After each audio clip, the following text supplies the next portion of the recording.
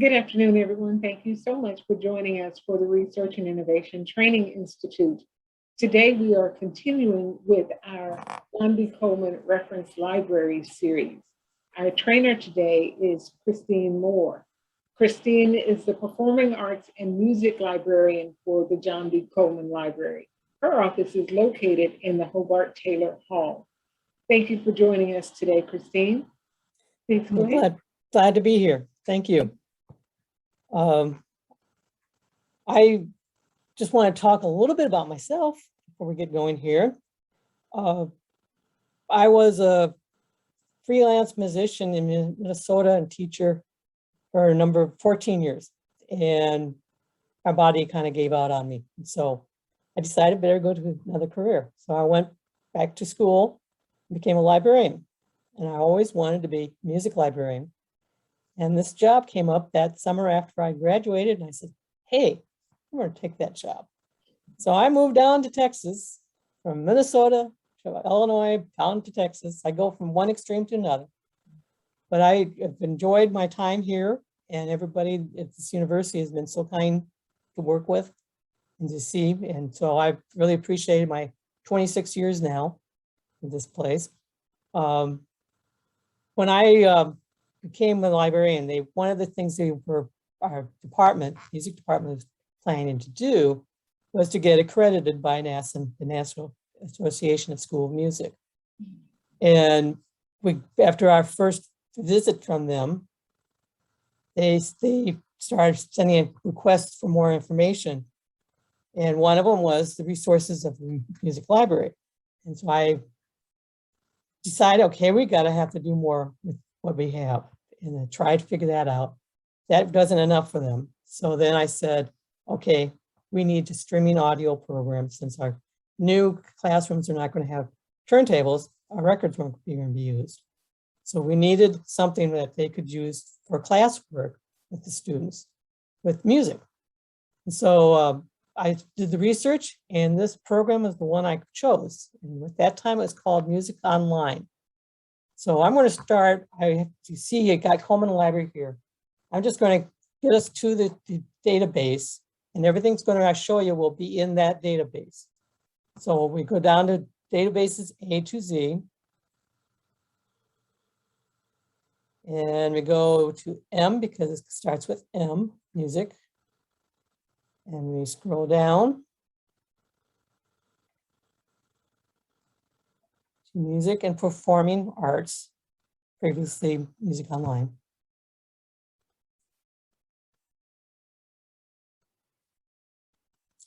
And here is the opening page.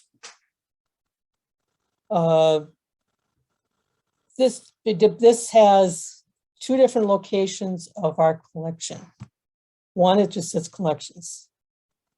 And the other one is over here on the menu, my collections, has a little bit more than this one over here. There's a lot of programs in this. I'm going to try to go through them fairly quickly. Some are very similar. I'm just going to be showing you what is in this program. And if anybody wants to know more and get more in depth, I'd be happy to work with you, or maybe I could come in here again. Who knows? So we have in this program, we have streaming audio programs. There's a number of them. We have scores, classical music scores, and we have reference collections. So I'm just going to take a look at the classical music library. And if you see here, we have our time periods. And if you think about the time periods in music, they have dates, but they don't really, you don't go from one kind of music to another kind of music like that. So it's the dates they have are they overlap. And so when it came to 20th century music, they didn't know what to call that yet. And they still haven't figured out a name for it, I guess, because we still call it 20th century music. And of course, we don't know what the 21st century music is going to be like either, because we're not that far into it. So if you see times, if you had times on these, you'd see that what I'm talking about more. Let's see, it says more. Okay, it's the same thing. Okay, and then you could go here and look at titles. Titles can be tough. And I'm going to show you an example of the toughness of that. Let's see. Just see what titles.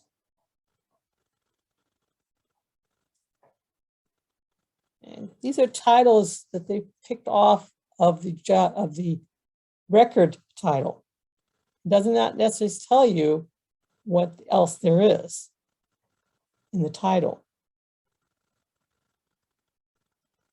And in these, I'm going to go into a different one here. Let's see. Under our representation or our refining of your research, your filters, we're under, well, it's not in this one, okay. Let's go back, a Beethoven. Let's do a Beethoven search. Music titles on recordings are kind of hard to know because they can name different things. They can say, here we got 7 variations for piano, for cello and piano. It might be 7 variations, so 7 cello variations for piano, or they can change the wording around. And so when you go to catalog something, you need to know exactly what you're looking at, what you're going to do with it. Second.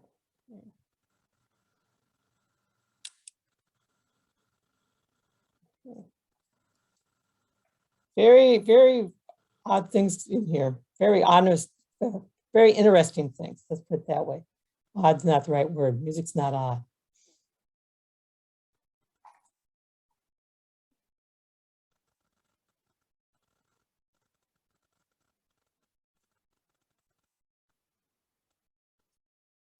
Okay. We have the 36 variations. Let's see what else.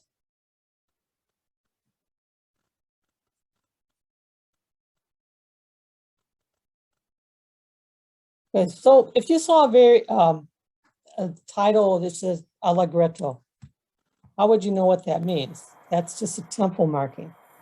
So there's, I had a student come in one time way back in the early years, said, you have Allegro? And I said, by whom? She didn't know. So we couldn't find it in the music because I could point out every single score over there, and there was probably an Allegro in it somewhere. So that's what you have to be careful about. You have something like concerto, violin concerto by Mozart, or violin or concerto for violin and orchestra, or concerto in D major by Mozart, or whatever. They can have all different titles and it's the same piece. That's what gets crazy when they're working on putting this whole program together, is they were doing work with, they were not working with musicians setting the program up. And in the details, just the metadata that people have to put in. Instrument. I'm a violist and a violinist. And everything that was viola, I wanted to see what they put in. They put in violin every single time. They had no idea. They just saw that it's the same instrument that played on the shoulder. So they don't have to, it must be all violins, and they're not. And so they finally realized, and that's I honor Alexander Street Press for doing this. They finally realized they had to be more accurate, and they needed to get a musician in here that knew what they're doing. So your classical is your Bach, Beethoven, Mozart, Tchaikovsky, all those famous names everybody knows about. Most of the collections have a description of what they are. They didn't do that with this one and the jazz music. But they're expecting us to know what classical music is. They're expecting us to know what jazz is. These were probably the first two programs that they put together. Jazz does have a little bit in it, but it's just more advertising that it's probably the largest collection. As you have all sorts of people here. Genres, it's vocal jazz, swing, hard piano jazz, hard bop, Latin jazz, cool jazz, all sorts of things. And all these have more at the end. And when you see that, you click on it, you get the full list. It's just quite long here. You can see why they had to say more. One, New Age, okay. Remember that, there was a New Age in there because there are some other places where you could have jazz stuff.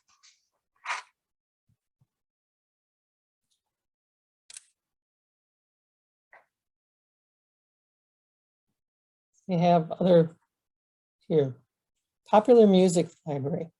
Now, what would be in popular music that's not in jazz? Well, pop music, alternate, country, Christian, electronic, hip hop, metal, punk, new age, R&B, reggae, rock.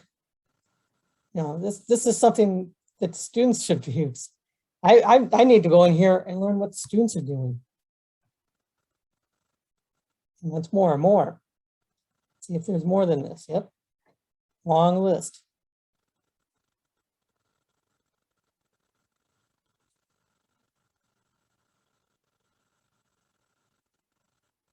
And there you see like 309 gospel.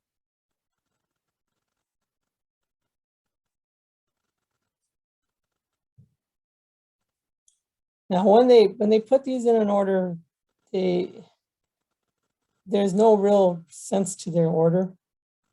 No way. Sometimes they go together, like they put all the Godspell in here together. Sometimes they're not.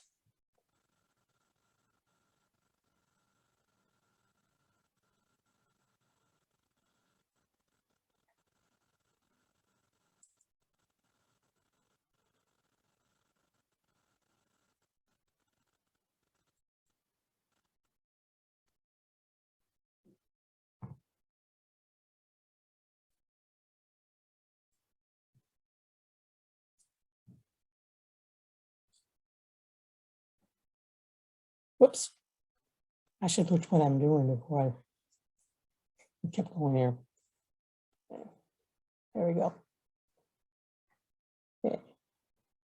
What do you think would be in American music if we have all this other stuff? This is the more historical music of the different things like civil rights, political campaigns, prohibition, Revolutionary War, Civil War, anti-war protests, more. All sorts of things in here. James Brown.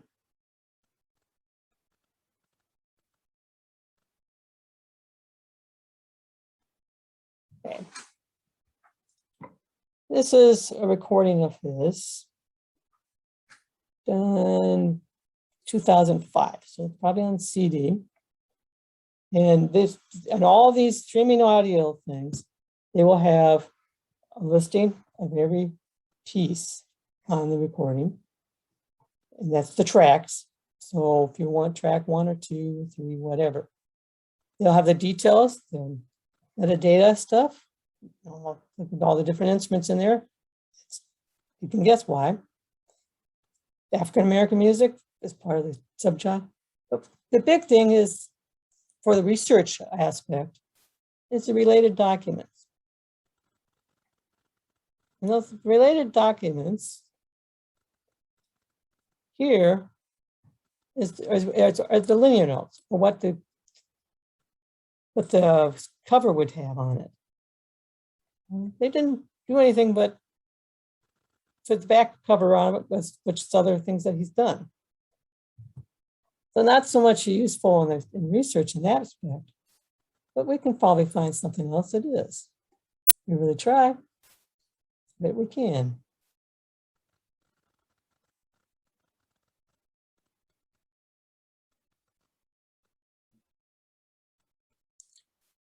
Here, this is for me, the art of traditional fiddling. And here's the linear notes for this recording.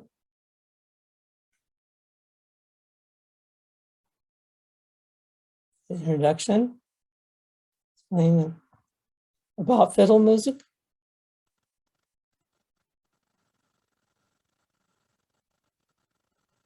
And it's a fairly extensive listing.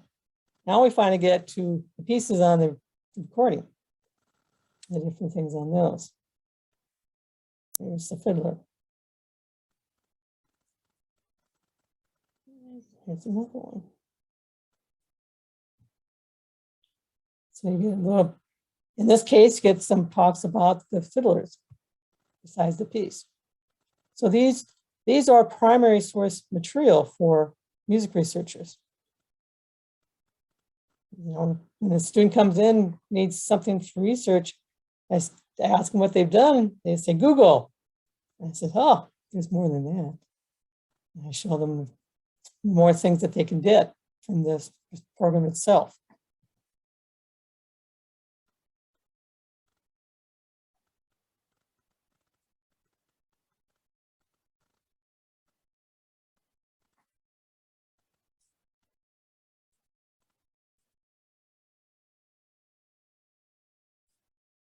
Okay. We're having a little problem with my screen here.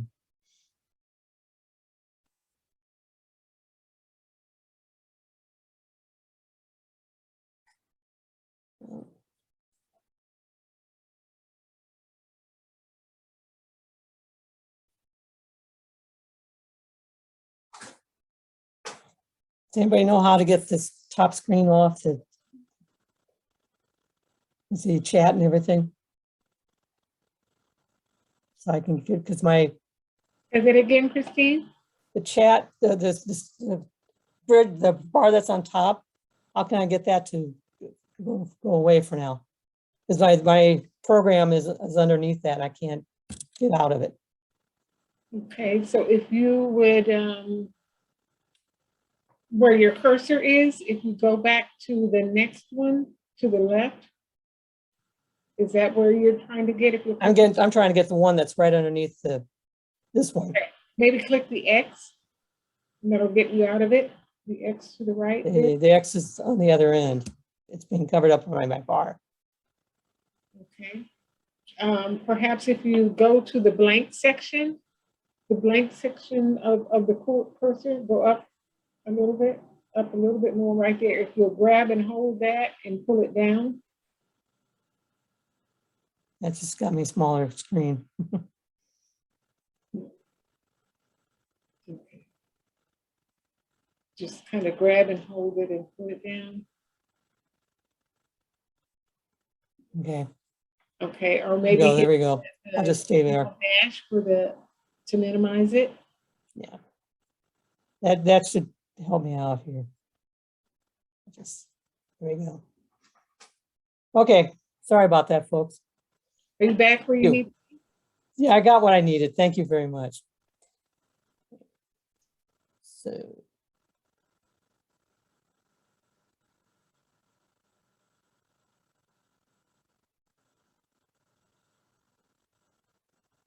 So the other program I was going to show you was the scores. The last few programs I want to spend more time on. That's why I'm kind of zooming through this stuff. Music scores. There are 4 volumes here. This one has 25,000 scores in it.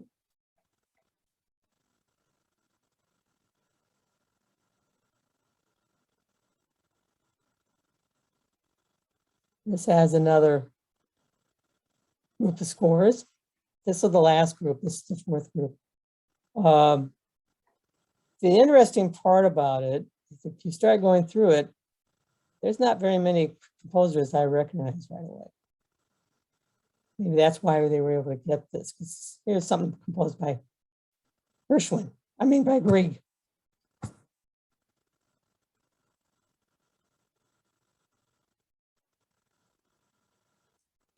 So here on this and the reference things, you'll have the citing available to them, the students.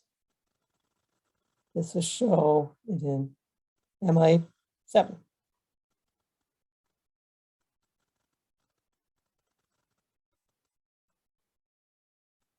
Chicago. Music people sometimes use Chicago as it helps with music stuff in the process. So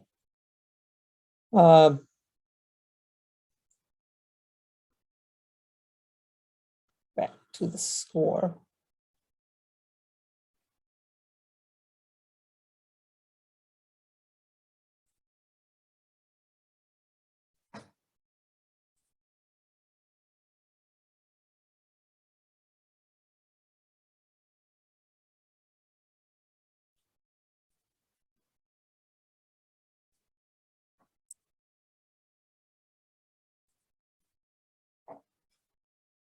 Let's see what this one does.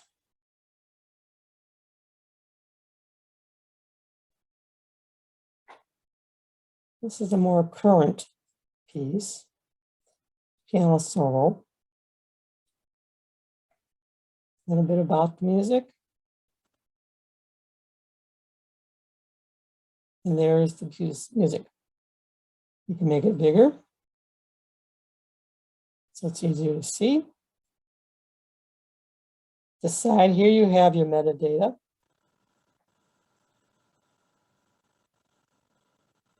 And I don't have a piano here to play the piece on, which is a good thing because I don't think I could play this piece.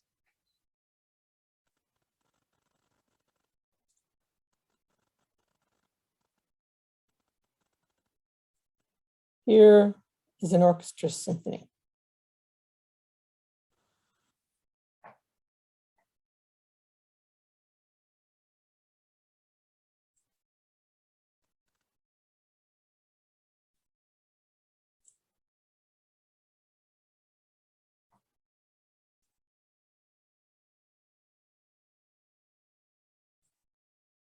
So in a full orchestra, you have a lot of stanzas there, a lot of things to look at.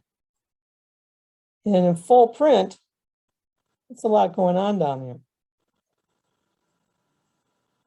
The whole first page is 1, 2, 3, 4, 5, 6, 7, 8 measures. That's not very many measures. So you're turning pages and all sorts of things. Conductors are busy. They don't just wave their hands and that's it. They're keeping track of everything. But this is interesting piece, I'm sure. I wish I had a recording of it. I don't. But that's a full score. So they have choral scores, they have full scores, they have piano scores, they have solo scores from the other instruments. There's a lot of scores in here. If there's 25 in each, there's 4, that's 100,000. So there's a lot of scores there.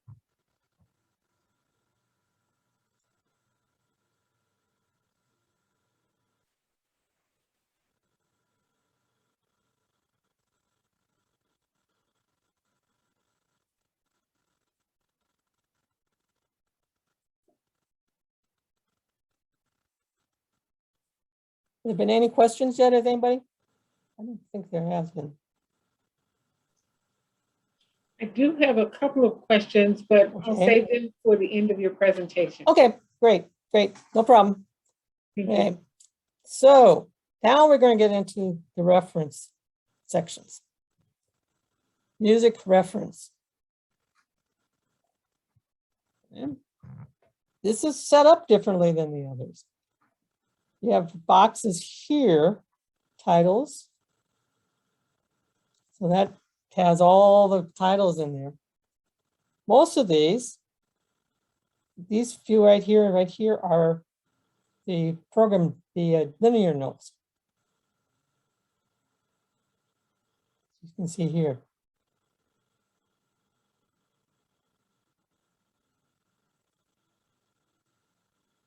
But as I said, the linear notes, there's some history in them. You know, who wrote the music, who played on it, whatever. It's just valuable music, you know, it's a valuable thing for researchers to know, to find out about.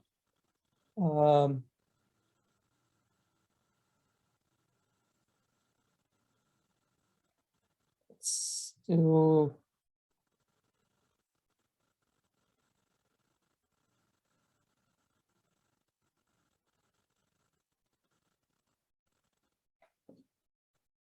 This would be solo piano. She must be a pianist. Leslie Howard. And once again, linear notes.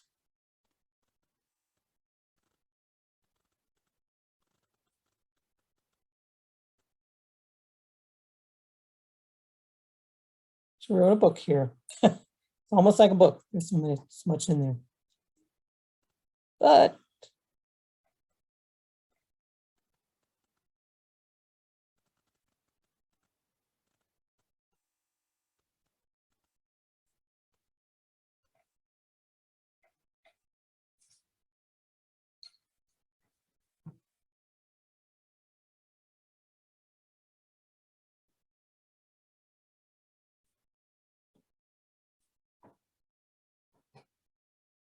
uh,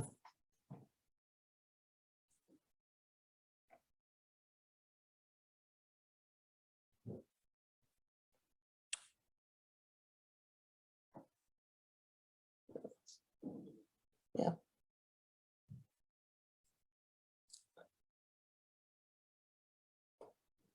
Interesting, they only have about 5 composers listed here with any information.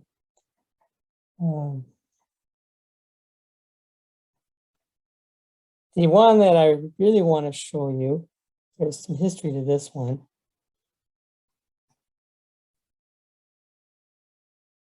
Wait a minute, let's go back. Genres.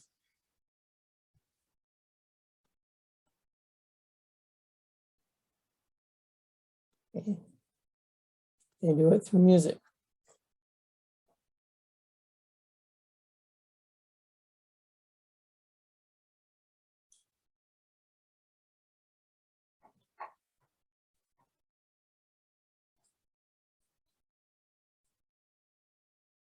Content types. Here's where the books are. Here are your books.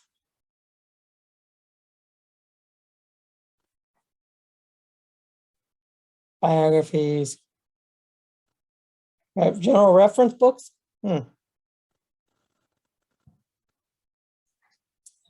Baker's Biographical Dictionary of Musics and Musicians. Here's where I say that they don't organize themselves in their collection. Where's volume 2? It's somewhere else deep in this 2000. Big Book of Blues.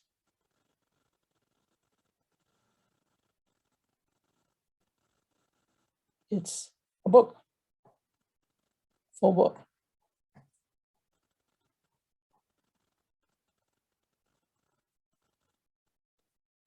And it's real tricky to go through these carefully enough to catch each page, as you can see.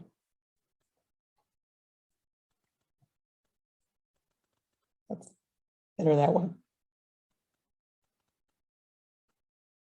And once again, you can increase the size for those of us with the eyes or they're needing bigger print. You can get bigger print for these.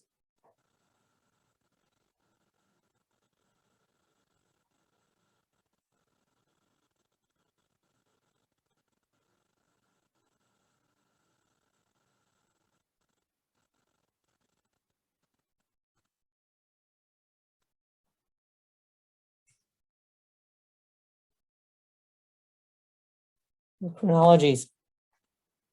Quite a few chronologies. Chronologies.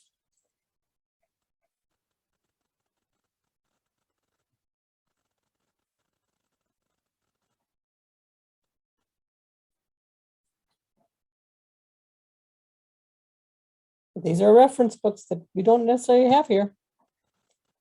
Well, there is one set of reference books in here that, oh yeah, I know what it is. That we have a few of the books, but not the whole set. But you have the whole set in here. Whoops, doing that.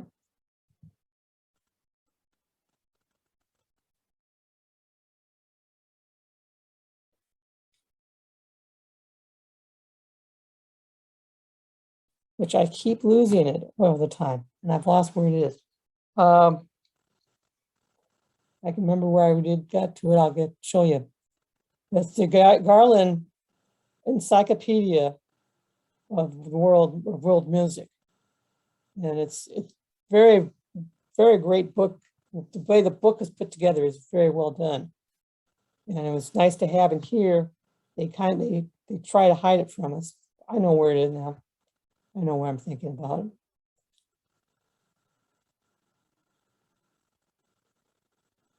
I'm going to go back to Coleman, to my library page, which I can get.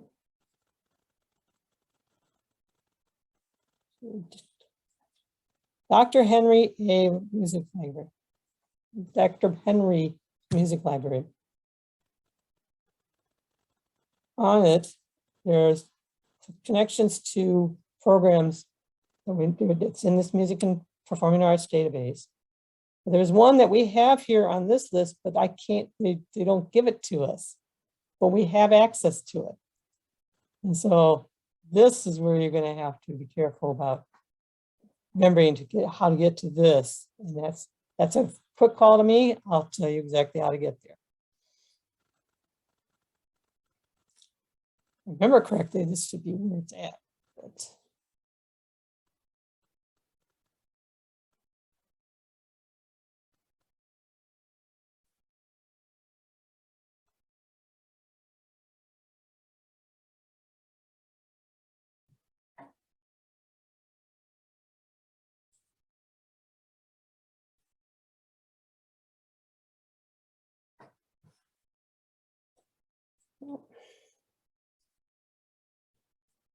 once again, a lot of books, a lot of things about African American music.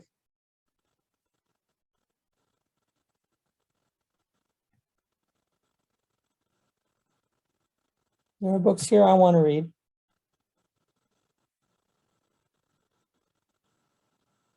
Here they are.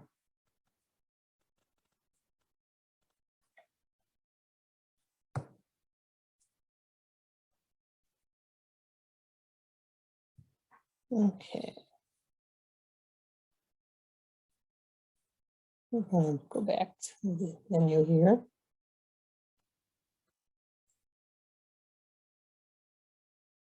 Smithsonian Global Sound for Libraries. It has a history to it. And I never knew about it until I came down here, because we have some of the recordings. There was a man, Moses Ash, who founded the Folkways radio records. He and his team would go out around the Appalachian Mountains. They'd climb the mountains with equipment to record. And this is back in the early 1900s, so you can guess how heavy that must have been. Not like the phone. And they make these field recordings, and he then put them into these records. And when he passed in 1987, his family donated it to Smithsonian Institute, or the Smithsonian Collection, and asked them to have it always available for anybody to buy one of the records. And so that was the agreement. And so it's located in the Smithsonian Center for Folk Life and Cultural Heritage. And these things are amazing to listen to, some of these things. I don't know where the best one would be, but this is that collection that they set up for libraries, and it's in this collection. I've seen it somewhere else before, but this is what it is. And the history of someone going out and doing all that ethnomusicology research before they knew what ethnomusicology was is just mind-boggling the way they went about that.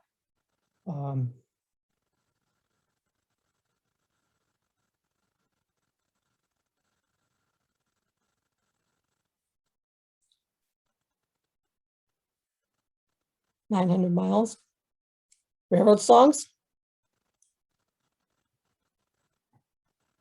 Camp plays the banjo. There's such a variety in here. Yes.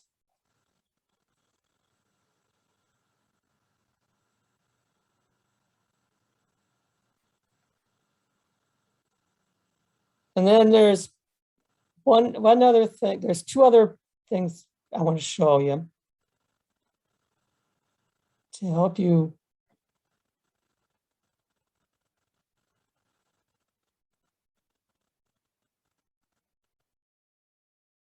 music online listening is another way to get to some of these things. They're done by collections. So you got your online Smithsonian, jazz library, it's all there. So it's just another way to go about getting to these things. But what you really want to get here is they have some videos with the transcription and how to do various things, such as,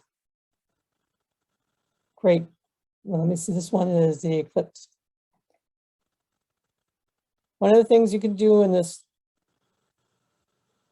program, you can get a membership, you have to sign in to get this, to do this, but they have, you tell you how to custom make playlists. I've done that for my class at times. Tells you how to use the video player.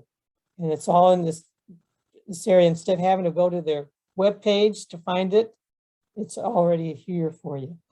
And they tell you how to do it. You have to create a new account. Other than that, my account is old now, so that's why I can't show you what I've done. But it's been a very big help for me to have that playlist, because then I can give an assignment with music and they can go to that right away very easily. That's why, one of the reasons. And you can make clips so you can have tests. These are things for musicians, for music classes. Unless you're doing something that one of these, that sort of thing. Great. That's where you go for that. And that was under the menu. Would not be shown, it would not show up in the collections, and it's under the menu. And then last but not least, we seem to have in our collection, my collections, something that I never asked for. And it doesn't have anything to do with music, but it may have something to do with what you guys do. We saw these different videos on different subjects. They're educational type things. So basing your teaching critical thinking. There was one in here I saw about teachers' mental health. Because we need to be careful of our mental health besides the students' mental health. Right now, these seem to be available. As I say, we're not paying for this, but they're saying that it's been provided by PV. I don't know who's paying for it, if it's going to stay there, but we have access to it. And if you want to start exploring it, there's this limiting number, just keeps coming. It's one of those things that just keeps growing.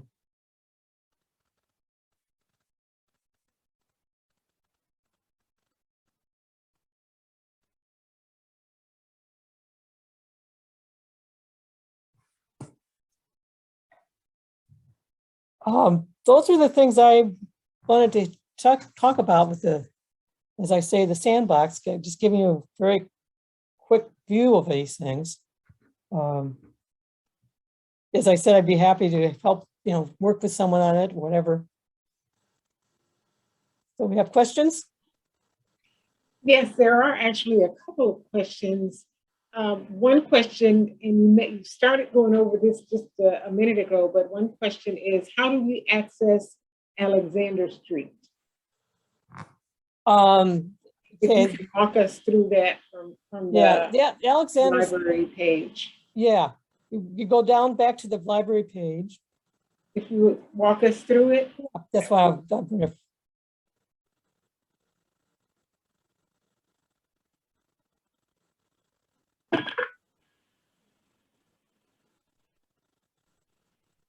Whoops.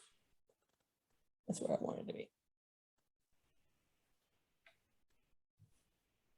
This is the Coleman Library page.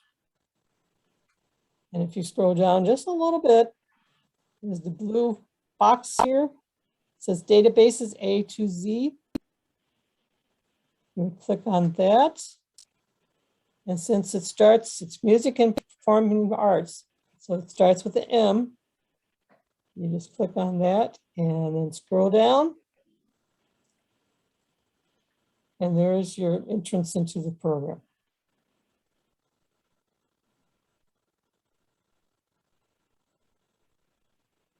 And then all the other stuff, you go through and ask for what you want from either the menu, my collections, or under collections over here on the right.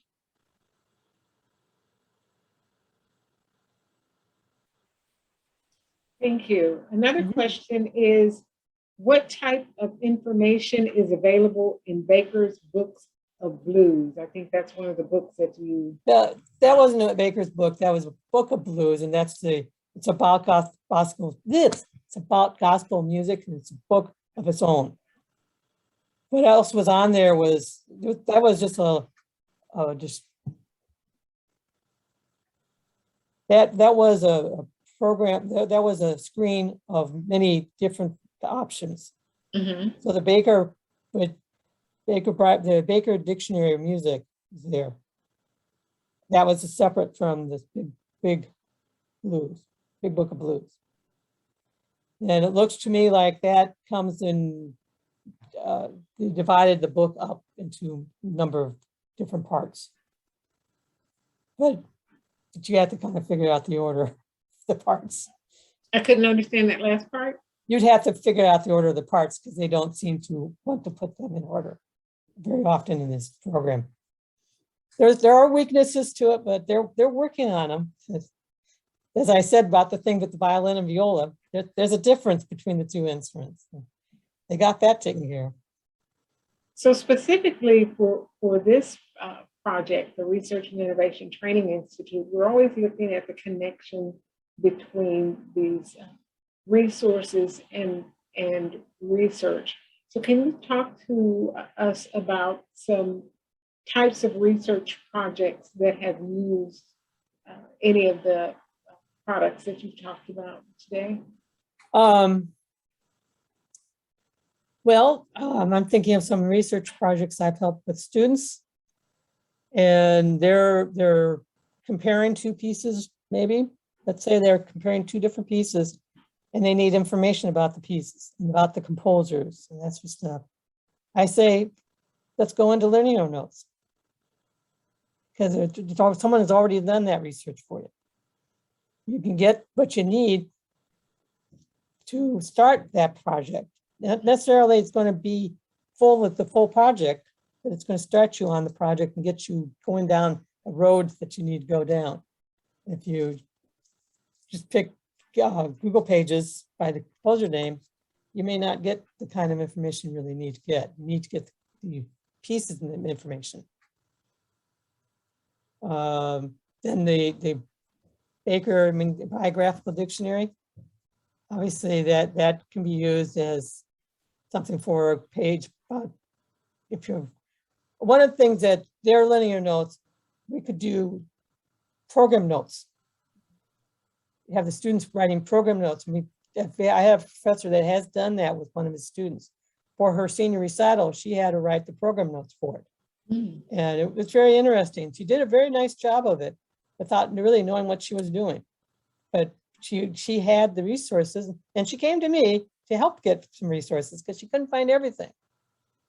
So it's you know, going to the librarians, as we will always say, can always help you.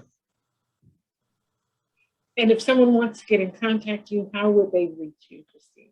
I'm in Hobart Taylor, room 1F155, and my email is chmore, 2 O's, at PVAMU.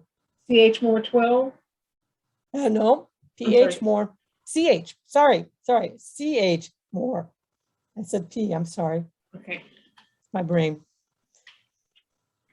And I have put that in the chat box, chmore@pvamu.edu. Yes. And then my phone is 3322.